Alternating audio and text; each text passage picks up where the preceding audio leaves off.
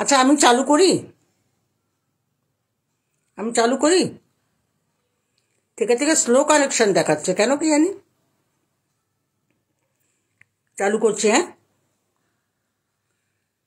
কেন আজকে আমি অনেকগুলো কথা বলতে এসেছি। বলছি কেন খারাপ বলছি।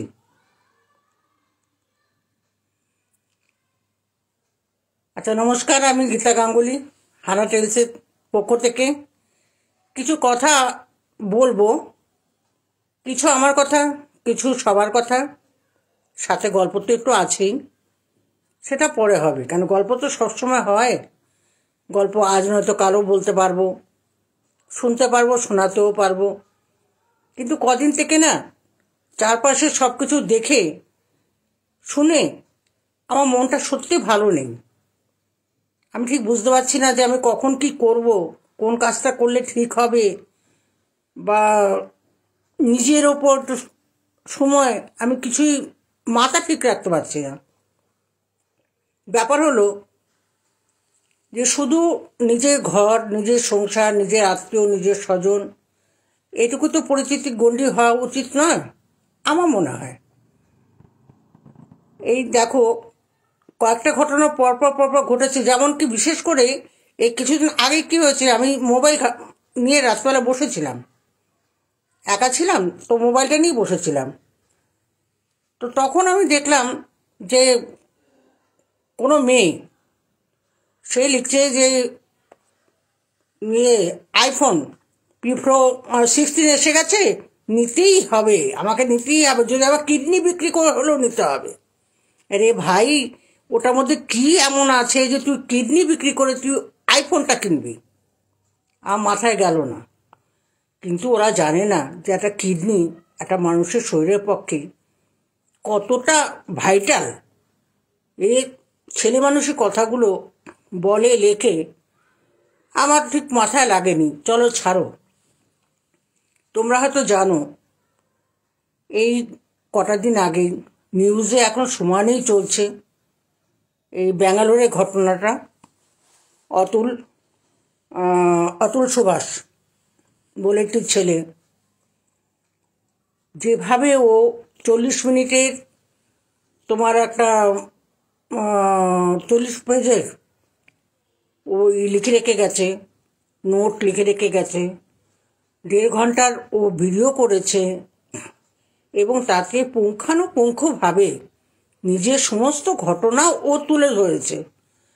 বিশ্বাস করো, হয়তো আমরা যে কালকে মারা গেলেন বাতাস শুনতাম, ঠিক আছে, ভালো, তবু তো তিনি তার বয়সকালের 73 বেঁচে গেলেন। আর এই যে ছেলেটি মারা গেল, এই যে সুইসাইড করলো, ওই ছেলেটির বয়স মাত্র 33 কি 34 বছর বয়স ছিল। আর এত নির্যাতন আমাদের দেশে কি কোনো আইন কানুন বলতে কিছু ছিল না? আমি তো সবসময় বলতাম যে কানুন অন্ধা হয়। আর এটা এবারে ছেলেটা প্রমাণ করে দিয়ে গেল। দেখো, আমরা সবসময় বলি কি, কোনো মেয়ের সাথে কিছু খারাপ হলে পরে আমরা বলি মোমবাতি জ্বালাবো, আন্দোলন করব, আমরা অমুক জায়গায় পিটিশন করব, আমরা সবাই করি। কিন্তু আমি বলবো সবসময় মেয়েদেরও নয়, ছেলেদেরও প্রয়োজন পড়ে। এই যে ছেলেটি, অতুলের কথা বলছি, যে কোনো নিউজ চ্যানেল যদি খুললেই দেখতে পাবে ওর কাহিনী। আর ছেলেটি এমন কোনো পয়েন্ট নেই যেটা ও লিখে রেখে যায়নি। হ্যাঁ, জীবনটা শেষ তো হয়ে গেছে, ও জানতো যে জীবনটা শেষ হতে চলেছে। কেননা মেয়েটা বলতে কি, আমি বলবো একটা কথা, কোনো মেয়েদের বিয়ের পর যদি তাদের বাপের বাড়ি, বিশেষ করে তার মা, সেই সংসারে হস্তক্ষেপ করার চেষ্টা করেন, সে সংসার কখনো টেকানো যায় না। আর এখানে তো শুধু মেয়েটা নয়, ছেলেটা তো চলো পড়ালেখা করা খুব শিক্ষিত ছেলে ছিল, সায়েন্টিস্ট ছিল, খুব ভালো পয়সা কামাতো তাহলে ব্যাঙ্গালোরের মতন জায়গায় থেকে। অবশ্য মেয়েটাও কিন্তু কম নয়, মেয়েটাও তোমার সফটওয়্যার ইঞ্জিনিয়ার ছিল, অ্যাসেঞ্চারে চাকরি করে গুড়গাঁওতে, ভালোই মায়না করে পায়। কিন্তু মেয়েটার মা, মেয়েটার ভাই কিছুই করে না। ভাই আর এক কাকা, এ সবাই মিলে ওর পেছনে, ও তো সবার নাম লিখে রেখে গেছে, সবার নামে পিটিশন দিয়ে গেছে। আরজি তাপসী, আরজি করের ঘটনা, এটাই আমি বলতে নিয়েছিলাম যে আরজি করের ঘটনা, এই যে এত কিছু হলো, কিছু হয়েছে কি? হবে না। আমাদের কানুন চোখ খোলা নেই, চোখ তো বাঁধা বাঁধা। এই ছেলেটা যা করেছে না, আমার মনে হয় এবারকার ও যে ভিডিওটা বানিয়ে দিয়ে গেছে, এরপর হয়তো কিছুটা খুলবে, কেন জাজের নাম লিখেছে এবং জাজ কি কি করেছে ওর সাথে সমস্ত লিখে রেখে গেছে, সমস্ত বলে দিয়ে গেছে। আর ও তো বলেই দিয়েছে যে আমাকে জ্বালানোর পর যে আমার যে ইয়েগুলো ছাইগুলো, ওগুলো তোমরা কেউ ফেলবে না যতদিন না এ কোনো বিচার হচ্ছে। তবে হ্যাঁ, যদি কিছু না হয়, ও তো আলটিমেটামও দিয়ে দিয়েছে, যদি কিছু না হয় এ ব্যাপারে, তাহলে তোমরা কাজ করো, এই কোর্টের বাইরে যে নালি বা গাটার যা পাও তাতে ফেলে দিও।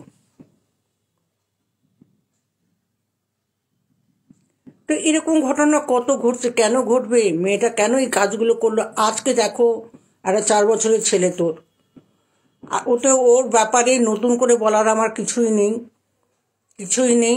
কেন, সমস্ত তো তার চিঠিতে লেখাই রয়েছে, তার জবানবন্দিতে লেখা রয়েছে, এবং সব কিছু সে এমনভাবে বুঝিয়ে দিয়ে গেছে যে একটা মানে একটুখানি পড়তে পারে যারা, তারাই পড়ে বুঝে নেবে যে কি হলো।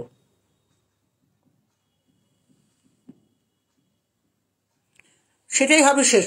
আমার মনে হয় এবারে যদি যদি আমাদের কানুন দরজা খোলে আর ওই চোখে কালো পট্টি খুলে দেয়, আমার যদি একবার হতো না, একটুখানি সুযোগ পেতাম, আমি গিয়ে সবার আগে ওই পট্টিটাকে খুলে দিতাম, যে একটু দেখুক।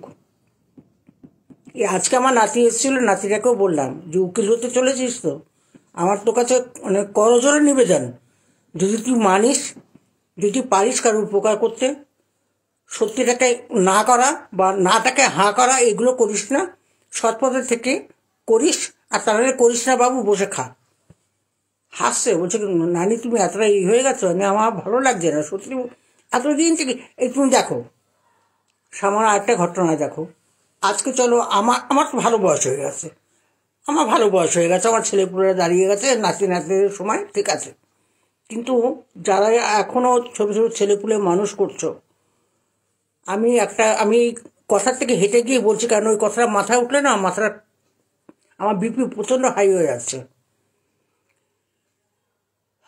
যেমন ঘরেতে মা বাবা ভাই বোন সব মিলে বসতে পারে, একটা কম্পারিজন হয়, করেন, অনেকেই করে, আমি কোনোদিন করিনি। যে ও এই তো দিদি কৃষ্ণ ভালো রেজাল্ট করছে, ছেলেকে বলে উঠলো তুই পারছিস না, এই তো কত এগিয়ে গেছে, তুই পারছিস না, অমুকের ছেলে এই করেছে সেই করেছে, তোর দ্বারা হচ্ছে না, তুই অকর্মণ্য ঢেকি, তুই কিছু পারিস না, তোর জীবনটা বেকার। যে বারবার করে ওকে পিঞ্চ করা, বারবার করে ওর দিকে আঙুল তোলা, এগুলো উচিত নয়। কখন কিভাবে মাথার মধ্যে তার স্ট্রাইকটা করবে। আর এখনকার বাচ্চারা তো, আমাদের সময় আমার মনে আছে, আমরা যখন ছোট ছিলাম, বাবু বা মা বা দাদা বা পাড়ার কাকা কাকিমা হোক, যেই হোক, কিছু বলে দিলে আমরা মাথা নিচু করে শুনেছি, বোঝার চেষ্টা করেছি। এখনকার বাচ্চারা মাথা নিচু করে শুনে কম, মাথা উঁচু করে তাকায় আগে। আমি না তোদের সবাই এগুলো না পরে পড়বো, আমি চশমা নিয়ে বসিনি, এটা মুশকিল করেছি। তো কাজেই সেই ওই আমাদের এটা হয়েছে তোমার এই সাউথ এক্সের একটু মেনে নয়, একটু ভেতর দিকে একটা ফ্যামিলিতে, এই কটা দিন আগেই ছিল, একটা ফ্যামিলিতে মা বাবা ভাই বোন, ঠিক আছে, বোনটা পড়াশোনা খুব ভালো, তাও ঠিক আছে, আর বাবা অফিস থেকে এসে ওই বলতো দেখেছিস তোর দিদি কত এগিয়ে যাচ্ছে, আর তুই তো একটা নিকর্মণ্যা ঢেকি, তোর দ্বারা কিচ্ছু হবে না, তুই ল্যাবে কিছু করতে পারবি না। এই করে করে করে করে করে এগোচ্ছে, দিনের পর দিন এগোচ্ছে, ছেলেটা তো বড় হচ্ছে আস্তে আস্তে। ঠিক বলেছিস, উল্টো তর্ক করে, তর্ক মানে এমন তর্ক করবে না যে তর্ক করে মা বাপ পাওয়া যাবে না, তখন নিজেদের চোখ নিচু করে নিতে হয়। যাই হোক, সেই মেয়েকে এই করতে করতে ছেলেরও বড় হচ্ছে, আরও ভেতরে ভেতরে ভেতরে ভেতরে বিষয়টা খুংখার টাইপের একটা জিনিস তৈরি করছে, যেটা মা বাবা বুঝতে পারেনি। তারপরে একদিনকে হঠাৎ করে বাবা বলে বসেছে খেতে বসে যে আমি না এটা ঠিক করেছি, আমার তো বয়স হচ্ছে, আমি ঠিক করেছি আমার এই যা বাড়ি ঘর সম্পত্তি যা আছে আমি সব কিছু মেয়ের নাম ধরে বলেছি আমি ওকে দান দিয়ে দেবো, ও নামে লিখে দেবো, তোকে কিছু দেবো না।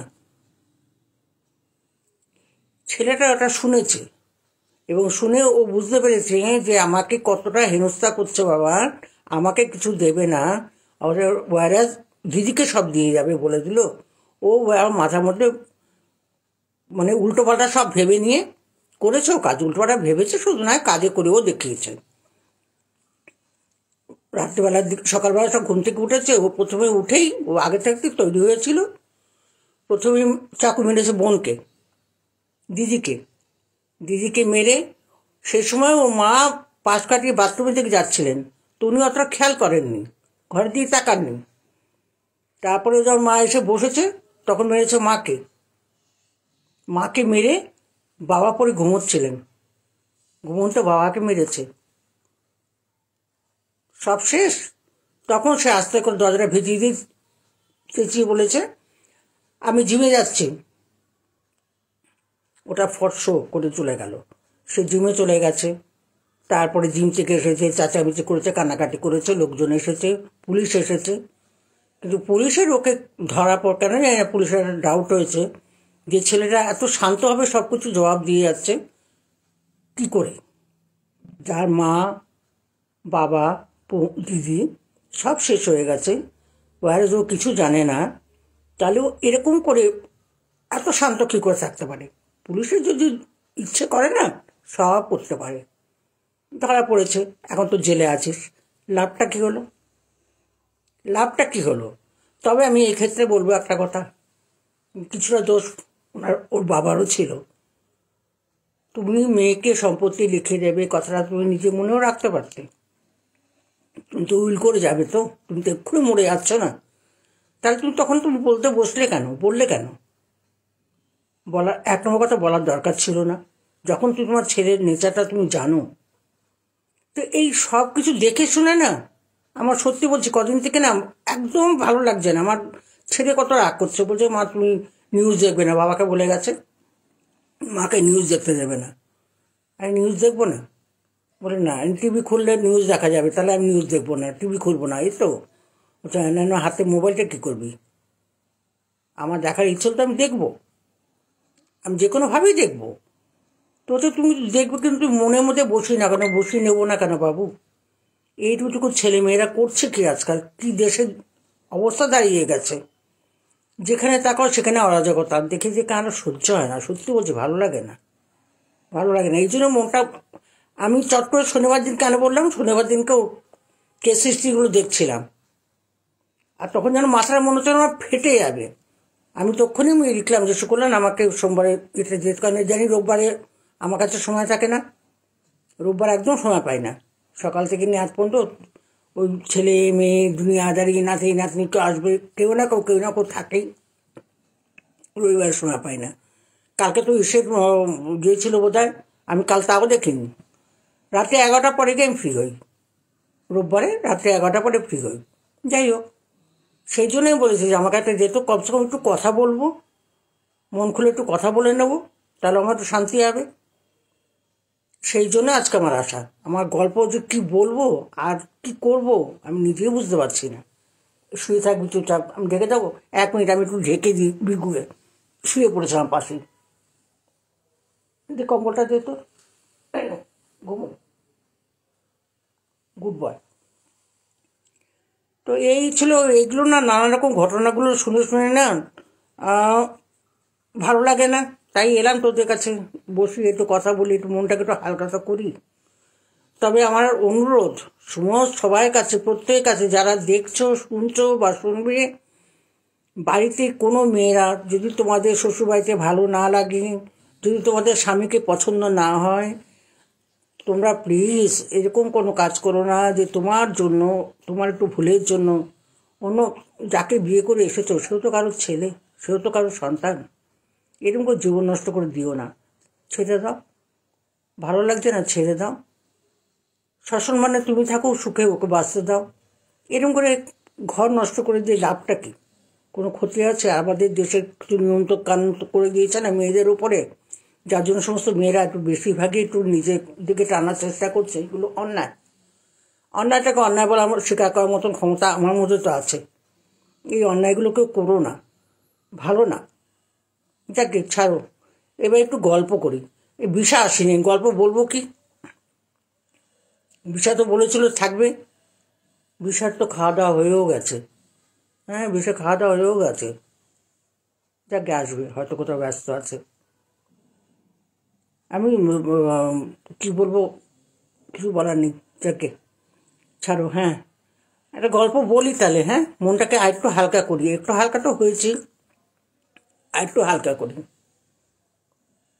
হ্যাঁ, আসবে তো বটেই, আসবে তো বটে, আমিও জানি আসবে। তবে এই সময়টা তো ফ্রি থাকে। কেন, ওর তো বিশেষ কোনো কাজ থাকে না, আমি জানি। এই ওর বিশেষ কোনো কাজ ওর থাকে না, আমাদের মতন কাজও করে না।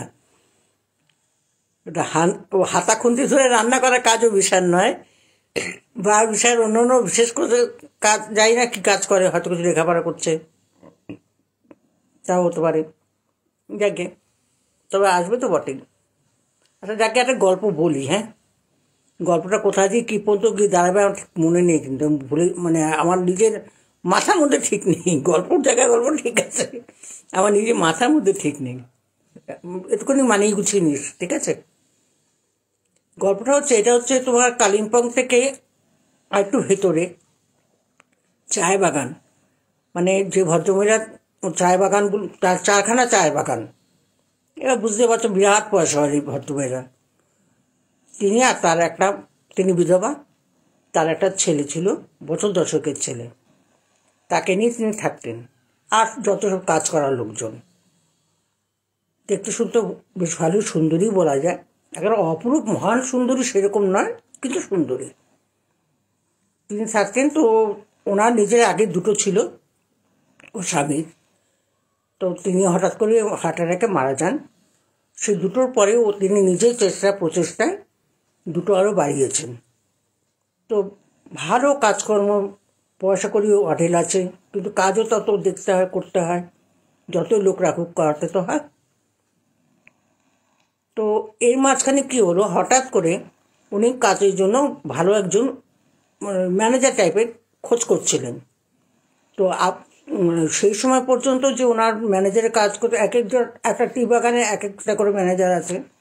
তো একজনকে বলেছিল যে বাবু, ওই 3 নম্বরটার জন্য একজন ভালো একটা ম্যানেজারের দুখাত এরকম টাইপের হোক, বেশ ভালো, সযত্নে নিজে কাজের মতন করে দেখে রাখবে, এরকম কাউকে পেলে একটু খোঁজটা নিয়ে আসিস, আমাকে বলিস। তো বলতো ঠিক আছে। তো এরকম কথা হতে হতে তো তা মনে পড়লো, এই যার নাম বলছি, এর নাম হচ্ছে রাহুল। এরা থাকে তো মুর্শিদাবাদে, মুর্শিদাবাদের গায়ে, চেনাশোনা ছিল। তো বললো যে ওকে বলি, ও তো পড়ালেখা করা সবই ঠিক আছে, একটুখানি ও ব্যাস আলিস্যি করে কাজ, চাকরি বাকরি করতে চায় না। যাকগে, এখানে তো ওরকম কাজের চাপ নেই যে সারাদিন গায়ে গতরে খাটতে হবে ওকে, ম্যানেজারই তো করবে, ওকে ডাকি। তো ওকে খবর দিল, দেওয়ার পরে তো বললো যে তুই চলে আয়, তোর জন্য ভালো চাকরির ব্যবস্থা করেছি। বলে আচ্ছা ঠিক আছে। তো বাড়িতে বলে টলে, মা, বাবা, কাকা কাকিমা যারা ছিলেন তাদের বলে টলে, জয়েন্ট ফ্যামিলির ছেলে, বলে টলে ও রওনা হলো। গিয়ে পৌঁছেছে সেখানে। পৌঁছানোর পর ভদ্রমহিলার ছেলেটাকে দেখে ভালোই লেগেছে, লম্বা চওড়া সুন্দর চেহারা, দেখতেও ভালো, কথাবার্তা বেশ মাধুর্য আছে। তো বললো বেশ, তো আজকে এসেছো অনেক ইয়ে করে, তোমার তো পরিশ্রম হয়েছে আসতে, যাও গিয়ে তুমি তো বিশ্রাম করো। ওকে যে গেস্ট রুমের ওদিকে পাঠিয়ে দেওয়া হলো, যে নিয়ে যাও, গেস্ট রুমে দিয়ে যাও, আজকে বিশ্রাম করো, কালকে কথা হবে। কেন চলে গেছে গেস্ট রুমে শুতে।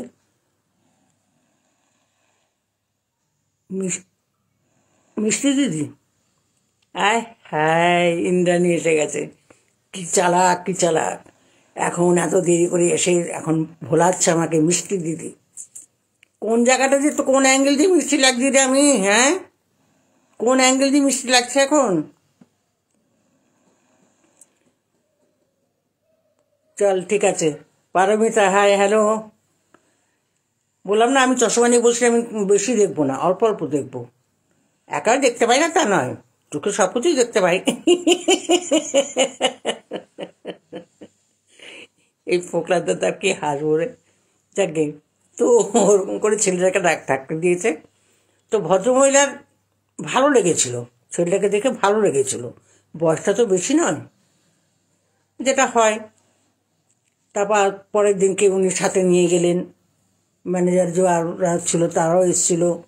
গিয়ে ওকে চায়ের বাগান ওকে দেখিয়ে দেওয়া হলো যে এটার পুরোটা দেখাশোনা তুমি করবে, এতজন কাজ করে এইভাবে, জির কাছে আছে কাগজ আছে, তুমি চেয়ে নিও, রেজিস্টার দেখে তুমি দেখে নিও বলে সব কাজ টাজ বুঝিয়ে দিল।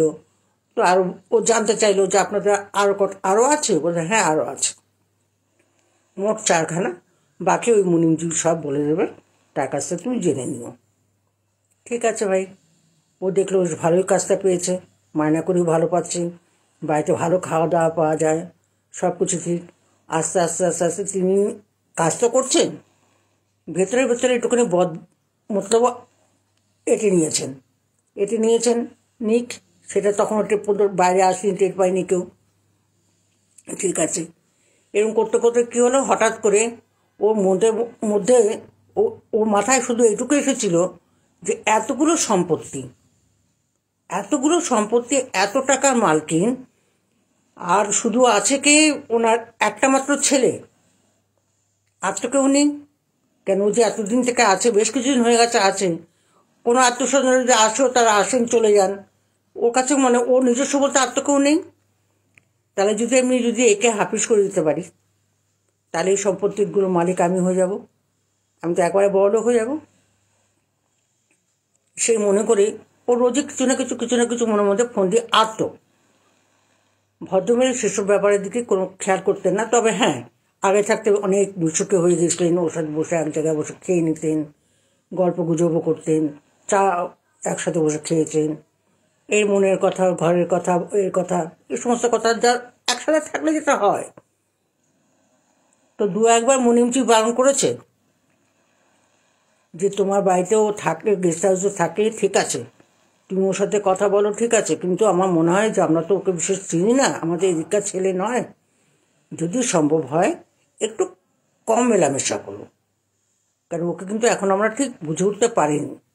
আর মুনিমজি একটু বয়স্ক মানুষ, তো ওনার পারদর্শী চোখ, উনি বুঝতে পেরেছিলেন।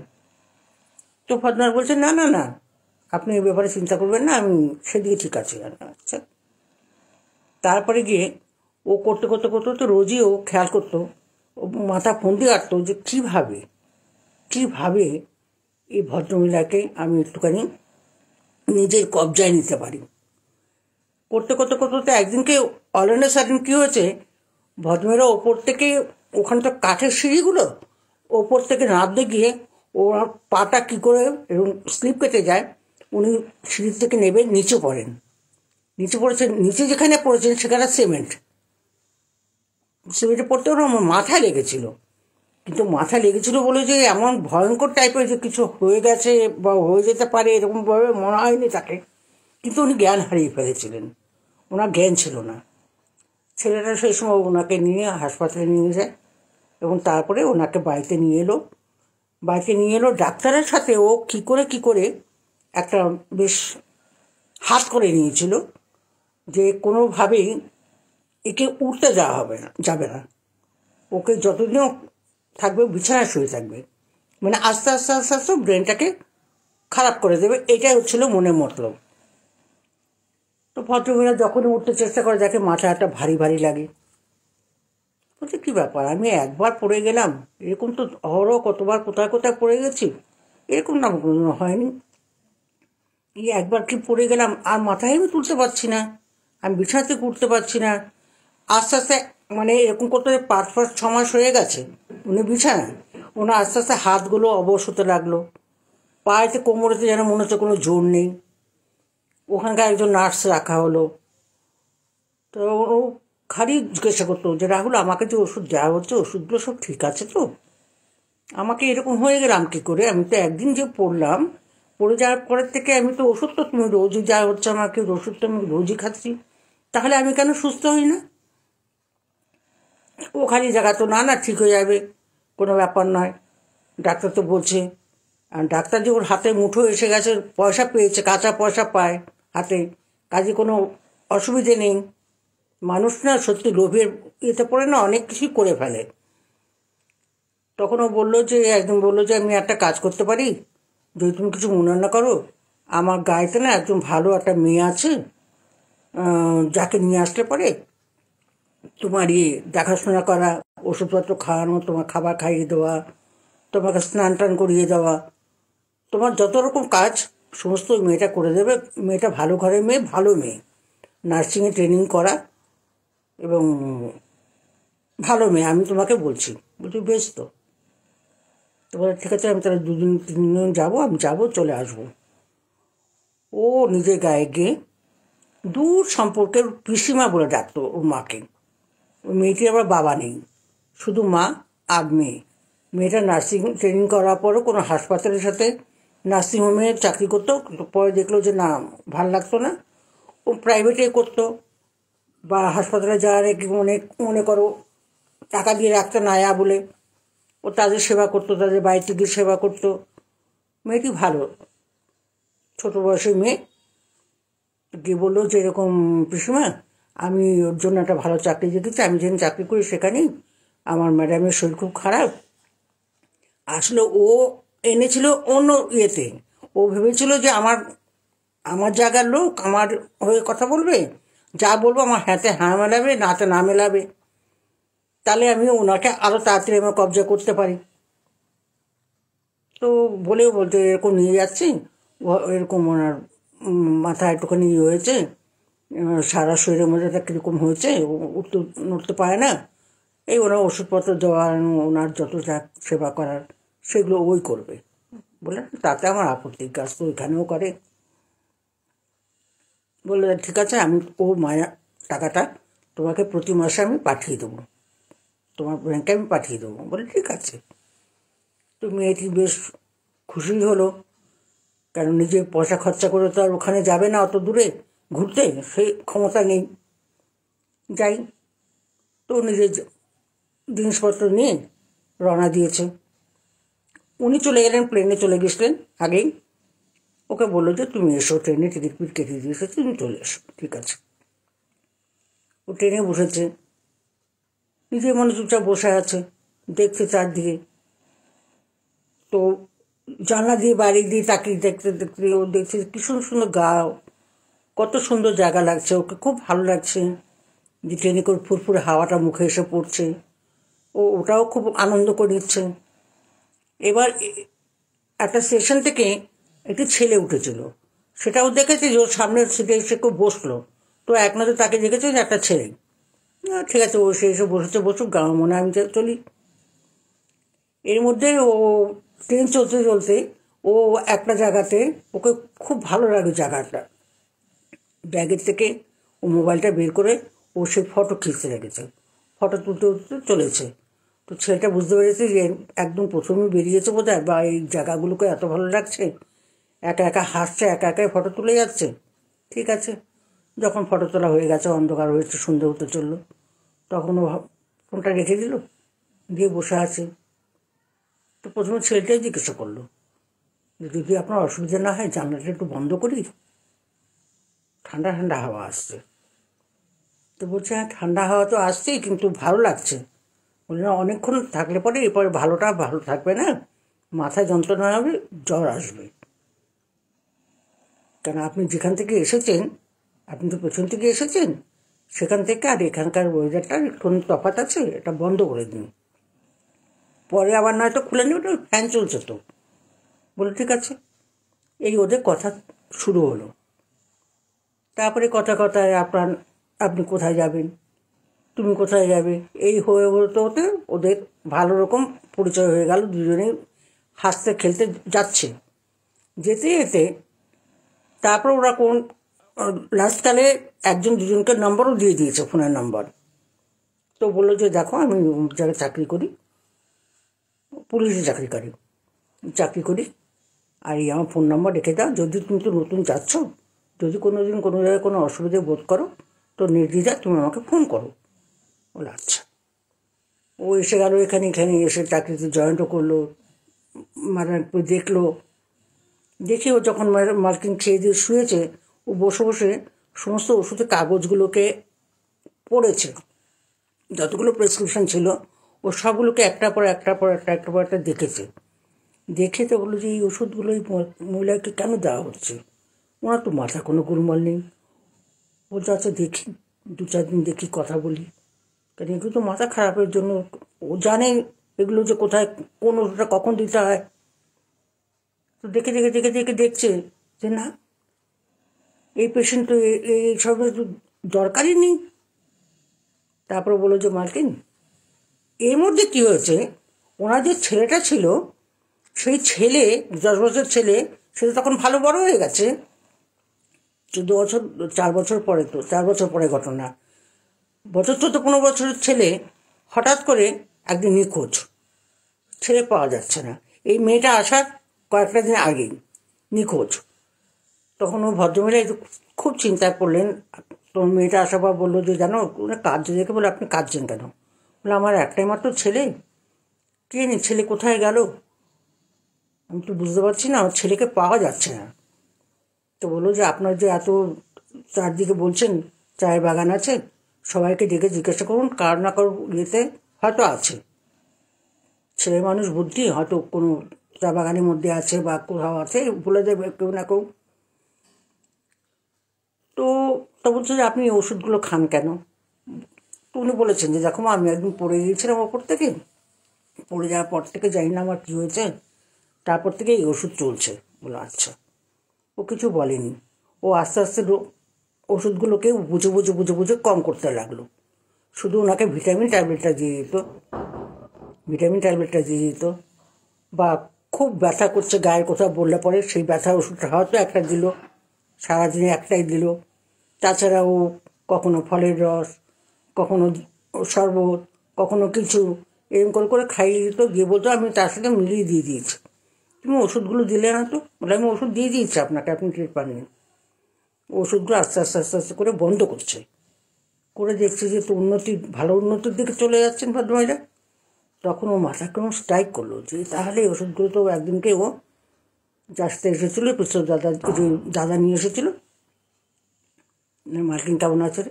বলে খুব ভালোই আছে। ভালো আছে না খুব ভালো আছে? বলে না ভালো আছে। তো ওষুধ চলছে তো বুঝতেই পারছিস। বলে হ্যাঁ ওষুধ চলছে, ওষুধ কিন্তু কোনোটা বন্ধ করবি না।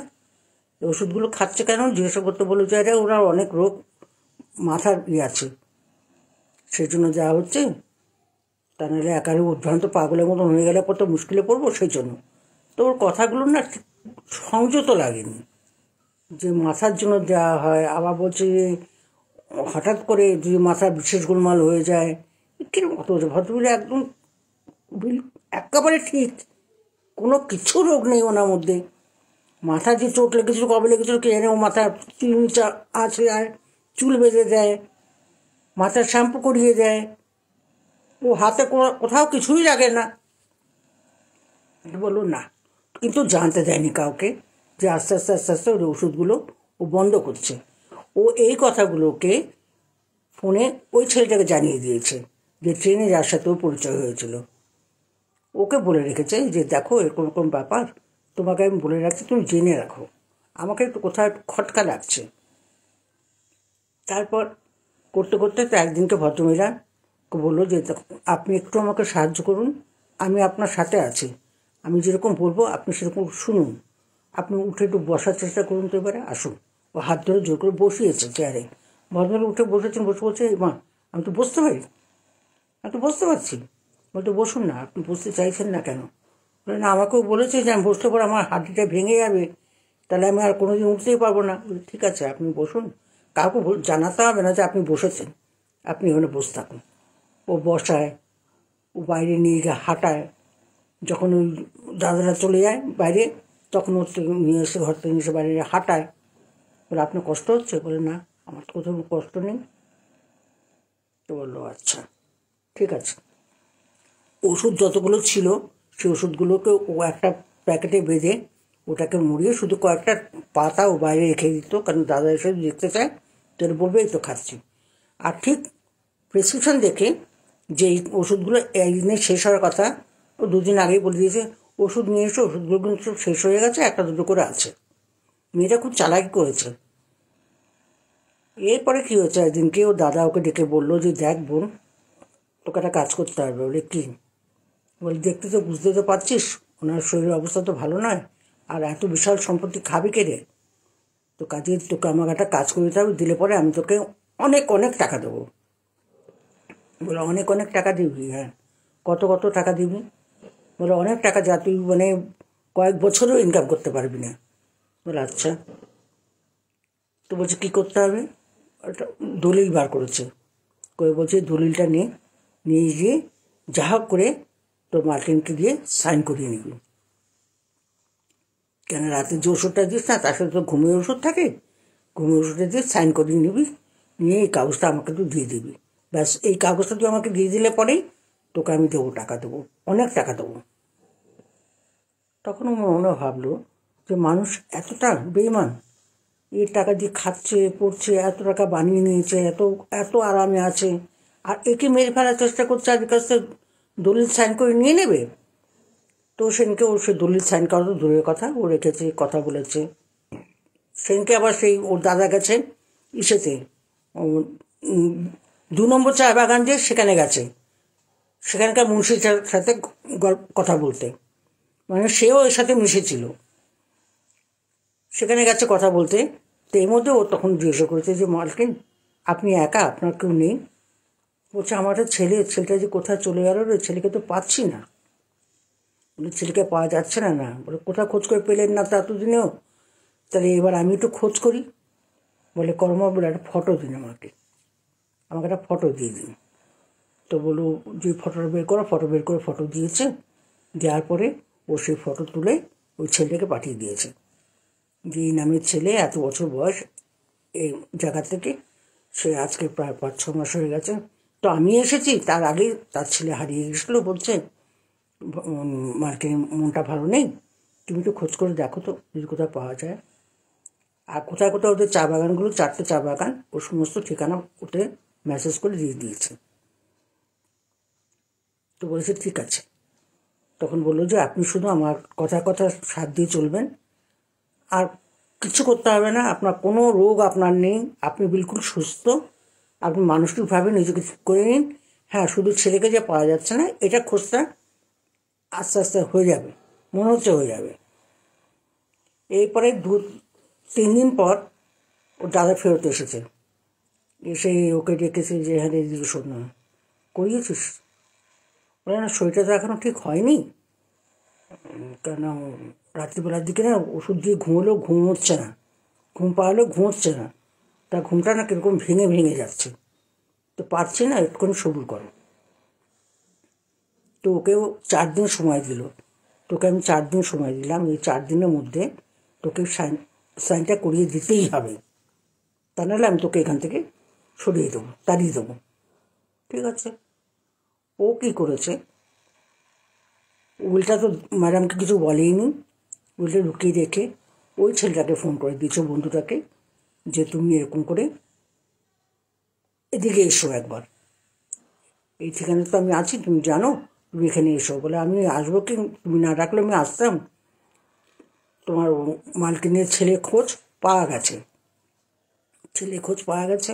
বলে হ্যাঁ আমি আসছি, আজকেই আসবো, আমরা সব এখান থেকে বেরোচ্ছি, আজকে আসবো ওখানে, তোমাকে মালকিনকে কিছু বলতে হবে না। ঠিক আছে, বলবো না। এবারেও বসে আছে, এই দুপুরটা হবে এমন সময় তারা এসছেন, 2-3টে জিপ নিয়ে, পুরো পুলিশ বল ধরে এসছে। কী ব্যাপার? তখন বলছে যে মালকিন উঠুন, ওনারা এসেছেন, এর নামেই এভাবে আমাদের পরিচয় হয়েছিল, আমার বন্ধু যে বলেছিলাম। বলছে এই যে আপনার ছেলে? বলে হ্যাঁ আমার ছেলে ছিল, আমার ছেলেকে পাচ্ছি না। তারপরে কাজের লোক যারা এদিকে এইদিকে চা বাগানের সবাইকে ডাকানো হলো, সবাই এসছে, দাদা তখন আসছে না সামনে। তো বলছে যে আপনার আসল এখানকার ম্যানেজারকে? তো বলছে এখানে যে ও দাদা, ওর ডাকান, ডাকিয়েছে, তাকে শুয়েছিল, এসছে। বলে হ্যাঁ কী ব্যাপার?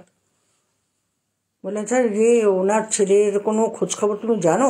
নামটা না ভুলে যাচ্ছি, নামটা কি, নামটা কি বললাম, নামটা ভুলে যাচ্ছি। ওনার ছেলে খোঁজখবর তুমি কিছু জানো? বলে না আমি তো এখন জানি না, আমি তো অনেকদিন ধরে খোঁজখবর করছি, চারদিকে খোঁজখবর জন্য পাঠিয়েছি লোককে, কোথাও পাওয়া যাচ্ছে না। বেকার বদমাইশ ছেলে, পড়ালেখা করতো না, কী জানি নেশা ভাঙ করে কিনা, কোথাও আছে কিনা ঠিক বলতে পারবো না। তখন ওই ছেলেটা দাঁড়িয়ে বলেছিল যে তুমি যদি স্বীকার না করো, তো স্বীকার করানোর ক্ষমতা আমরা রাখি, আমরা জানি কিভাবে করলে পরে কিভাবে তুমি স্বীকারটা করতে পারবে। তো ভালোভাবে স্বীকারটা করে দাও, তাহলে তোমার একটু কম হবে সাজাটা, আর তাহলে তুমি বুঝতে পারছো না তোমার কী হবে। তো যাই হোক অনেক গরমাগরমি হলো, হতে হতে তারপরে ছেলেটাকে আগে নিয়ে সরিয়ে রেখেছিল, তারপর ওপর খুব মারপিট করেছে এবং তারপর ছেলেকে মেরে ফেলেছে। মেরেছে কোথায়? যে 2 নম্বরের যে চা বাগানের যে মুন্সিজি বাড়ির পেছনে, সেখানে একটা ইয়ে আছে, একটা বলছে যে ওখান থেকে মাটি কেটে তোলা হয়েছিল, পুকুর টুকুর কিচ্ছু নয়, এমনি মাটি তোলা হয়েছিল, তুলে অন্য জায়গায় ফেলা হয়েছে। সেই যে খালি জায়গাটা, ওটার মধ্যেই কখনো বর্ষার জল হয়ে যায়, কখনো কেউ কিছু ফেলছে, এই করে করে একটা কীরকম গর্ত মতো হয়ে আছে, বড় পুকুরের মতো বলো বা গর্তর মতো বলো, তার মধ্যে ফেলে রেখে মাটি চাপা দিয়ে রেখেছিল, পড়ায়ও নি। তারপর সেই খুঁজে বার করা হলো, ও নিজেই বার করে দিল যে অমুক জায়গা আছে, অমুক জায়গা আছে, চলো সবাই মেরে গেল, সে তুললো। মেরে ফেলার কারণ কি? বলে আমি ঠিক করেছিলাম যে ওনার কাছ থেকে উইলের সাইনটা করে দিলে পরেই ছেলেকে মেরে ফেলেছি, কিন্তু ছেলেটাই তো একটা আপদে বোঝা, এর জন্য ওই তো পাবে সব সম্পত্তি, সেই জন্য আগে ভাগে ঠিক করেছিলাম যে ওকে মেরে ফেলবো, মেরে ফেললে পরে তাহলে এই সম্পত্তিগুলো আমি পেয়ে যাবো। তো বলছে সম্পত্তি পাওয়ার জন্য কি ওকে মেরে ফেলে দিই? ওনার একটা মাত্র সম্বল ছেলে, তাকে তুমি মেরে ফেলে দিই? বলেছে হ্যাঁ, আমার দ্বারা ভুল হয়ে গেছে, আমি হয়তো অন্য কিছু ভেবে ফেলেছিলাম, যে তাহলেও আমার হাতে ইয়েতে। আর একে এই ওষুধগুলো কেন দেওয়া হচ্ছিল? ওই একই কথা, যে লোভে এসে গিয়েছিলাম, যে সম্পত্তি আছে, ওষুধগুলো দিয়ে ওকে যদি পাগল সাব্যস্ত করতে পারি তাহলে তো হয়ে গেল, তাহলে ওর সম্পত্তি সমস্ত অধিকারী আমি হয়ে যাব। লাস্টকাল দেখা গেল সত্যিকারে ওকে সেবা করে ওকে সব কিছুর দিক দিয়ে ঠিক করে দিল কে? ওই মেয়েটা, ভদ্রলোক মেয়েটাকে নিজের মেয়ে বলে ওই লিখে পড়িয়ে নিজের মেয়ে করে নিয়ে নিলেন, যে আর তুমি আর কোথাও যাবে না, তোমার মাকে তুমি চাও এখানে এনে রাখো, তোমার বিয়ে সারাদিন তোমার যা হবে সব কিছু আমার, তুমি আমার মেয়ে, আজ থেকে তোমাকে আমি দত্তক নিলাম, আর তাকে তো জেলে পাঠিয়ে দিল। তো যেমন কর্ম তেমন ফল, এই ছিল গল্পটা। আমি ভূতের গল্প বলবো না আজকে, ভূতের গল্প বলবো না, ভালো লেগেছে? হ্যাঁ, আর ভগবান ভগবান বলিস না রে, বলছি তো পরপর না, আমার মাথার মধ্যে কেন চোখ সব হচ্ছে কি জানি। মানুষের মতো লোভী দুনিয়াতে কেউ নেই। এই লোভের কথা বললি, একটা ছোট্ট ঘটনা শুনবি, এটা দূরের কথা নয়, এটা আমাদের বৈশালীরই কথা। লোভ তো মানুষের কথা ঘরে বাইরে বেরোয় না, কিন্তু ওই যে বললাম না, আমার না স্যাটেলাইটটা অনেক বড়, সেই জন্য আমার ঘরে কথা এসে যায়। হ্যাঁ, এই একটা আছে এদিকেই, কোনো একটা সেক্টরের মধ্যেই, ভালো ভদ্র পরিবার ভাই, বাড়ির থেকে সবাই দেখলে মনে করে যে মানে ঘুম থেকে উঠে ভদ্রমহিলা দাঁত মাজেন কিনা জানি না, কিন্তু তার ব্রাশ করা হয়ে যাবে চুলেতে, এটুকু চুল ব্রাশ করে লিপস্টিক ঘষে, বিধুইনি পড়েন না, এগুলো তো আমরা গায়ের মেয়ে ছেলের মতন পড়ি, এগুলো ছাড় না, এসব উনি পড়েন না, করে নিয়ে এই সব সব লাগায়, এখানে কী লাগায় জানি না, নাম কি বলে, এসব লাগানো হয়ে যায়, করে দিই হাই ক্যাসি হো। একবার দুবার আমার সঙ্গে দেখা হয়েছে, আমি পাশে একটু কমই যাই, আমি যাই না বলতে পারো, এবার হয়তো কোনো কারণে মন্দির থেকে ফিরছিলাম, রাইট, মন্দিরে ফিরছিলাম, হাই কেছি ও, আমি মুখের তাকিয়ে থেকে বললাম আছি हो अच्छी हो। आती नहीं वो मेरे घर। मैंने कहा माफ़ करना, मेरे को किसी के घर जाना मेरा ना, फिर ভাবছি কিছু মুখেও বলে দেবো সকালবেলা, কি মনে করবে, না मेरा पास टाइम नहीं होता है। क्यों ভাইয়া, আর কিউটা কি জবাব দেবো? সেই বাড়িতে ভদ্রমহিলার কেউ নেই গো, স্বামী আর তার একটা দেওর আছে, শাশুড়ি। শাশুড়িটাকে দেওরটাকে কি করে হাত করে নিয়েছে ভগবান জানে। দেওরটাকে হাত করে নিয়েছে, শাশুড়িকে বুঝিয়েছে যে মা চলুন আজকে আমরা একটুখানি ইয়েতে যাবো, লং ড্রাইভে যাব। ওখান থেকে নিয়ে গেছেন ওনারা মুরথল। মুরথলটা ইন্দ্রাণী চিনবে, বিশাও চিনবে, এরা সবাই চিনবে। মুরথল পরোটা খাওয়ার নাম করে আমরা চলুন আজকে মুরথল যাই, ওখান থেকে পরোটা খেতে যাবো আজকে। বলো বেশ, তো ঠিক আছে। শাশুড়ি ভেবেছে বাবা আমাকে নিয়ে আজকে ওরা মুরথল যাবে। শাশুড়ির কাছ থেকে বলছে মা আমার তো ঘরে আজকে তো কেউ থাকছে না, কারণ ভাইয়াও তো যাবে সাথে, নাহলে অন্য দিন কী করো, ওরা স্বামী স্ত্রী বেরিয়ে যায়, দেওর আলাদা বেরিয়ে যায়, শাশুড়ি ঘরে পড়ে থাকে একা। তো আজ তো আমরা কেউ থাকবো না, সবাই মিলে যাচ্ছি, তাহলে এক কাজ করুন আপনি না আপনার ইয়েটা, আপনার গয়নাগাটির বাক্সটা কোথায় রেখেছেন, আপনি তাও দেন না ব্যাংকে রাখতে, ওগুলো দিন আমি লুকিয়ে রেখে যাই। শাশুড়ি ভেবেছে সত্যি ঘটনা, সমস্ত বার করে বুঝি দিয়ে দিয়েছে বউর হাতে। বউ তো যেখানে রাখা রেখেই দিয়েছে, দিয়ে শাশুড়িকে নিয়ে বেরিয়েছে। বাইরে বেরিয়ে বলেছে নিজের স্বামীকে যে তোমরা কাজ করো, আজকে আমরা মজা করে যাব।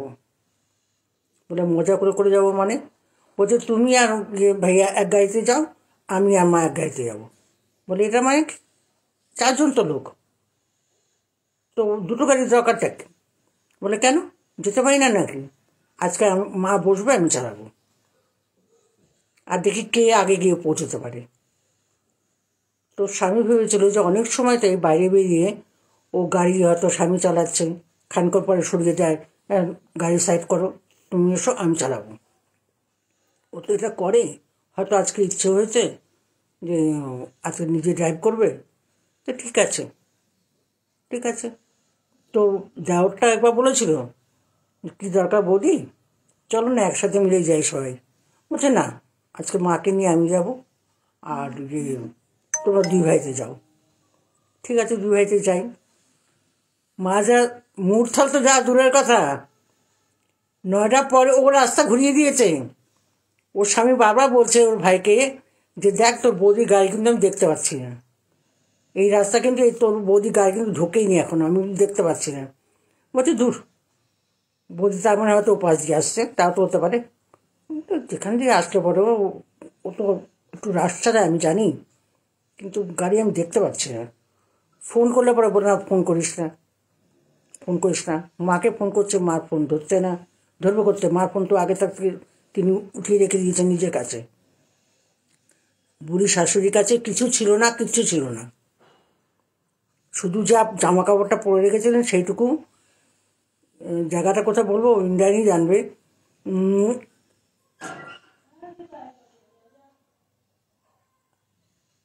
বলে দেবো জায়গাটার নামও বলে দেবো। সেখানে কি করেছে, গাড়িটাকে সাইড করে বলছে মা একটুখানি নামুন তো, চাকাতে কিরকম একটা শব্দ আসছে তো দেখবো।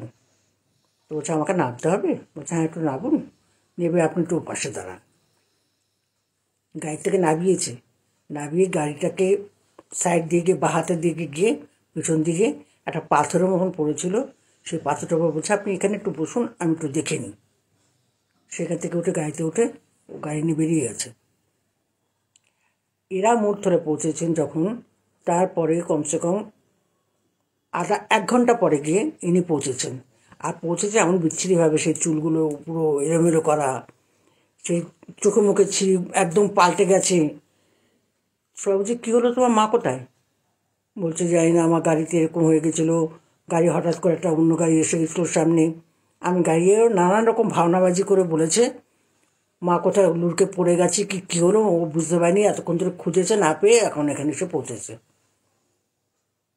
ওর স্বামীর একটু সন্দেহ হলো, এটা কী করে সম্ভব? তুমি তাহলে তখন আমাদের ফোন করোনি, তুমি তো একটা ফোনও করোনি কারোর ফোনে, না আমাকে করেছো না ভাইকে করেছো।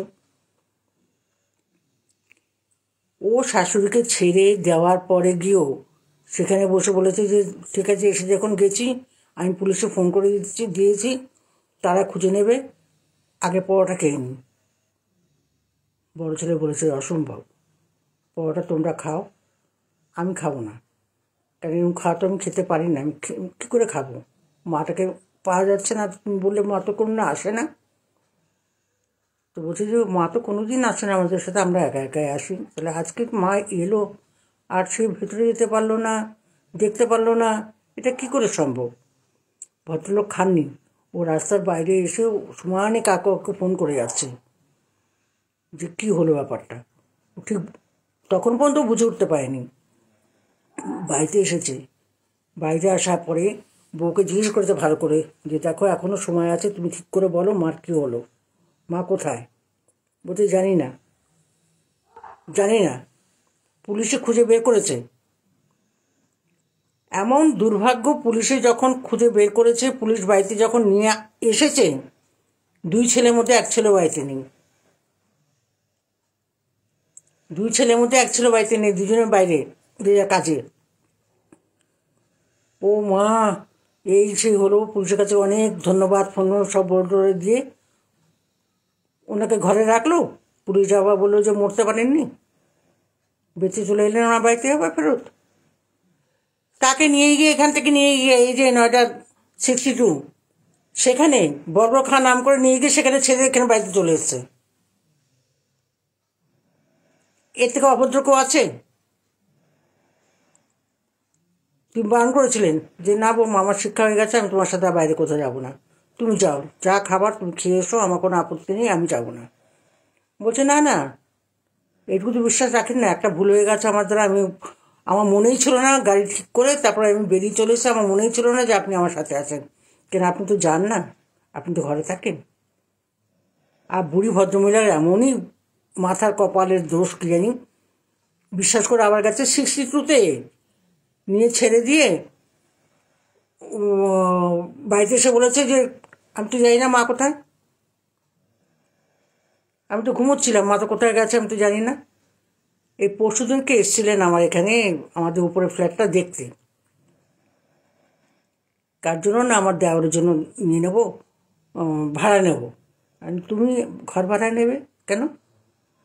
তো বললো না, দেওয়ারকে বিয়ে করাবো তো, তো এখানে থাকুক, ও ভাড়া বাড়িতে থাকবে কেন ভাই, তোমার তো নিজের বাড়ি রয়েছে তো। তা সেগুলিকে সে বলবে? সেগুলো সে আর বলেনি। সে ওই যে বললাম যে যে সোচটা তো এরকমই, ঘরে যে কাজের লোক রাখতে পার না, আর সে যদি অন্য কোথাও কাজ করে নির্ঘাত